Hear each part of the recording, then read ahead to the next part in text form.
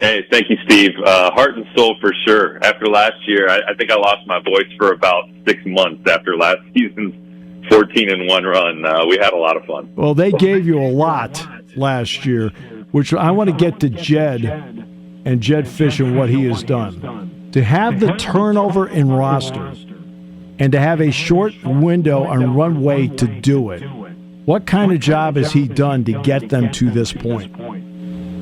Really good job. I mean, I think he's a really good coach. I think that it was unfortunate that it wasn't just we were already going to lose 13 NFL guys after last year's team. But then to lose the head coach and all the staff to go, and then to have this new era where when the coach goes, the transfer portal window opens up for 30 days. So you can lose a lot out, but you can't really get a whole lot in other than from maybe, a couple other programs that lose their coach in a similar situation.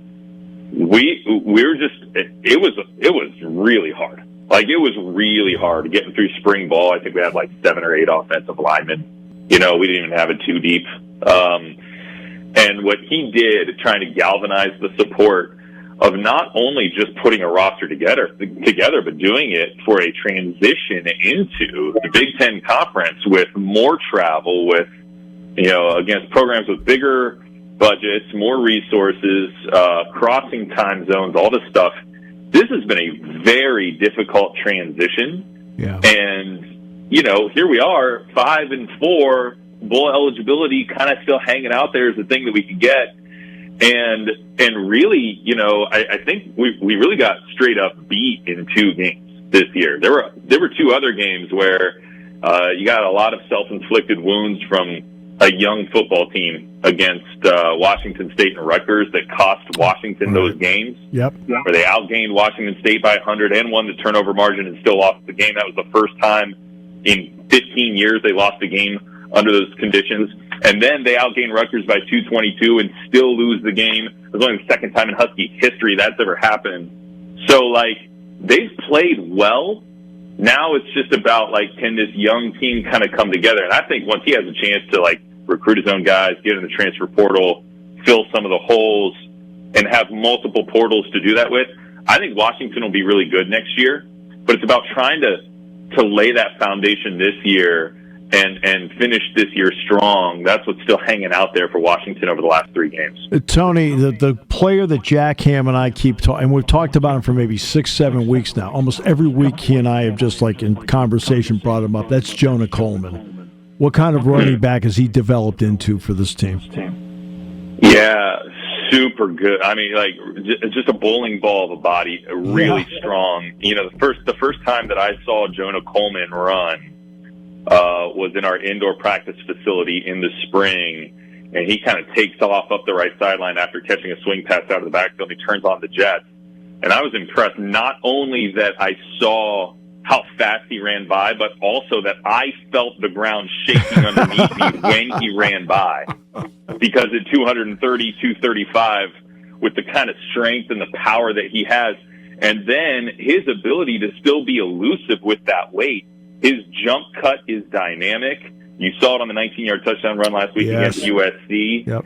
And, I just think there have been a lot of times this year where that guy should have been taken down in the backfield. I think 90% of power 4 running backs would have been hit for a TFL. Yep. And he turns it into +4, +6. That's a really good running back there. Denzel Boston I really like. Latu, the tight end, I really like. But the trigger guy we all know is Will Rogers. How much of the Mike Leach influence is in there as to how he plays the game for Jed?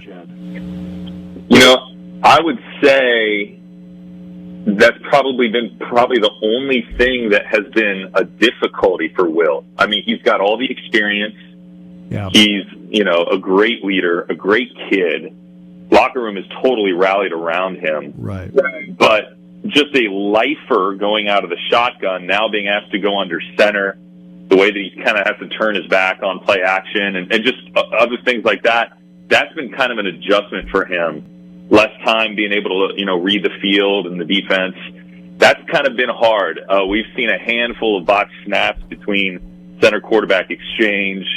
I think all things considered, he can really read a defense. He's a different quarterback than Penix in that he doesn't have the howitzer of an arm that Penix had. Right. But he's super bright in the way that he sees the field, very safe with the football.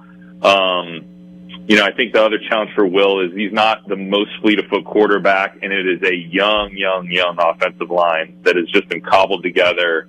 And that's what I'm looking at this weekend is can this line hold up against your very physical, highly touted front six, front seven? Can they protect Will Rogers and give him a chance? What they will do, Steve, and as a play-by-play guy, you'll have to have your spotter all over this, is they will very randomly bring in the backup quarterback. No, randomly. Williams will just come second down. Yeah. Williams will just come in the game, and Tony, I am the spotter. You're old school, man. You figured out how to do it, and they're not adding to the budget, are they? No, not in the least.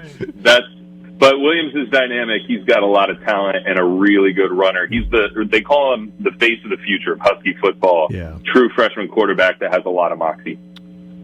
Tony Castricone joining us, the voice of Washington football and basketball, which means he has to make 2 trips in here this year. So then next year I get to go out and see you for basketball. Right. But Tony, I want to get to the defense because the defensive numbers are really good in this team. Fans will hear the name Bruner. Now, if you're a Washington fan, Bruner means everything. But Pittsburgh Steelers fans, Mark Bruner played tight end for them. Carson Bruner. Tony, I think they're athletes that play certain sports. They're guys made for the sport. To me, Carson Bruner is a football player. Did I do well with him? Yeah. He's it's character first and foremost. Yes. Mark's got an amazing family, great wife, great kids, then adopted kids as well.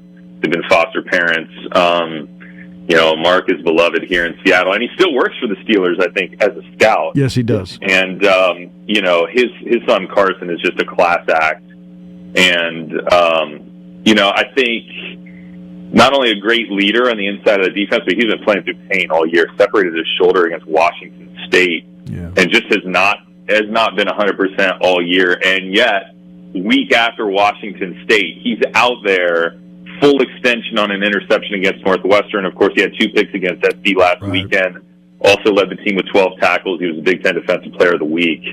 And there's what we really love about this defense is, Brew is a 5th-year guy, but we've also got a handful of other 6th-year guys. Guys that have been here through 4 head coaches, through an empty stadium at COVID.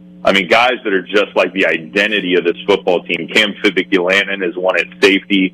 Alfonso Tuputala, another linebacker. Jacob Mandas on the defensive line. Drew Fowler was a walk-on for 5 of those 6 years at linebacker. They just got some really, really meaningful pieces. And then a guy by the name of Belichick that's running the defense as the coordinator. Yeah. Well, I have to ask you, I know we only have a limited window with you, and that is about the new Big Ten. Now, you're just coming off a game with USC, so it felt like old home week last week, including a great goal line stand, by the way, which was tremendous. But what has this felt like being in this conference first time through? It probably feels different for me than most others out here because I'm from Ohio. Right. No, I knew that. And so for me, it was special to go to Kinnick Stadium and to Bloomington and now the whiteout at Penn State. These are I grew up watching football at these stadiums, right? So, to me, it's incredible. I love it. I will say it hurts my eyes to look at the standings and try to just you kind of are used to looking for your team. No kidding. And you can kind of just immediately, with a quick sight of the standings, you can kind of be like, we're 7th. I can tell that. I got to sit there and count with my fingers what place we're in right now because there's just so many teams. Yeah. But I am excited to be aligned with this conference. It's elite football. It's tradition, and I got to be honest. After having traveled the West Coast, I do miss a lot of the places that we used to go to. Sure. But I think that Washington and Oregon are the two fan bases in the legacy Pac-12 that kind of most mirrored the passion and the depth of like history and tradition that you get in the Big Ten. And so I think the brand alignment is really perfect. Do I have time to slip in one more with you here? Oh, absolutely, yeah. Yeah, that's about your fan base, because even to this day, and I'll mostly get this in basketball when I go down to College Park, but the Maryland fans really miss the ACC. They really do. Yeah. How has the fan base at Washington felt about all this? Yeah, it varies. I think the thing they're lamenting the most is the fact that Washington State didn't come along. Yes. You know, that's a historic rivalry that was our season ender forever. The Apple Cup, Washington State, is very similar to a Michigan State feel, where it's houses divided. You know, a lot of friends from high school go to different colleges and all that stuff. And so, you know, the fact that that's now a week 3 non-league matchup, I think fans really dislike that. But I think there's a lot of enthusiasm for A, being in a Power 2 conference, B, the newness of all of this. And I do kind of wonder, like, all right, once it kind of wears off and we're in year 4 and you got a road game at Rutgers, like how much are people going to be engaged with that? But I think it's going to evolve again before then. So, like, you know, I don't think we're at the final iteration of college football by any stretch. No. But I think our fans have been really supportive. We've sold out most games, and I think that shows just what a great job Jed has done engaging that fan base as we chart the way forward. And believe me, the win over Michigan engaged them too, so that probably felt really good. Right. Tony Castricone joining us, the voice of Washington football, basketball. I can't wait to see you on Saturday night, Tony. It's just great having you in the conference and the chance we get to see each other a couple times during the course of the year. Likewise, Steve. Looking forward to meeting you in person, and cannot wait to experience this whiteout. I've seen it on TV 15 times before and feel really blessed to be there for number 16. Hey, Tony, great to have you. Can't wait to see you, my friend. Thank you. All right, take care. Tony Castricone, the